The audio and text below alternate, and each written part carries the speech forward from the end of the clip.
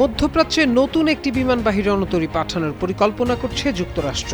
মার্কিন নৌবাহিনীর USS George Washington বিমানবাহী রণতরীকে মধ্যপ্রাচ্যে পাঠিয়ে সেখানে থাকা ইউএসএস আব্রাহাম লিঙ্কনের জায়গায় মোতায়েন করা হতে পারে। বৃহস্পতিবার দ্য ওয়াল স্ট্রিট জার্নালের এক প্রতিবেদনে এ তথ্য উঠে এসেছে। ইউএসএস আব্রাহাম লিঙ্কন 250 দিনের বেশি সময় ধরে মোতায়েন রয়েছে। গত 200 দিনে রণতরীটি কোনো বন্দরে থামেনি। দীর্ঘ সময় ধরে টানা মোতায়েন থাকায় এই রণতরীর নাবিকদের জীবনযাত্রার মান ও কাজের পরিবেশ নিয়ে মার্কিন আইন প্রণেতারা উদ্বেগ প্রকাশ করেছেন। 45 বছর ধরে কোটি মানুষের আস্থায় পাইপের বস আরএফএল পাইপ। চলতি বছরের জানুয়ারিতে ইরানের বিরুদ্ধে যুক্তরাষ্ট্রের যুদ্ধের আগে আব্রাহাম লিঙ্কনকে মধ্যপ্রাচ্যের দিকে পাঠানো হয়। যুদ্ধের সময় অপারেশন এপিক ফিউরিতে বিমানবাহী রণতরী ও এর যুদ্ধ বিমান গুরুত্বপূর্ণ ভূমিকা পালন করে। এরপর ইরানের বন্দরগুলো ঘিরে যুক্তরাষ্ট্রের অবরোধ কার্যকর রাখার কাজেও রণতরীটি যুক্ত ছিল। তবে দীর্ঘ সময় ধরে চলা সামরিক অভিযানের কারণে রণতরীটির নাবিকেরা চাপে রয়েছেন বলে জানিয়েছেন মার্কিন আইন প্রণেতারা। জীবনযাত্রার মান সম্পর্কে পেন্টাগনের কাছে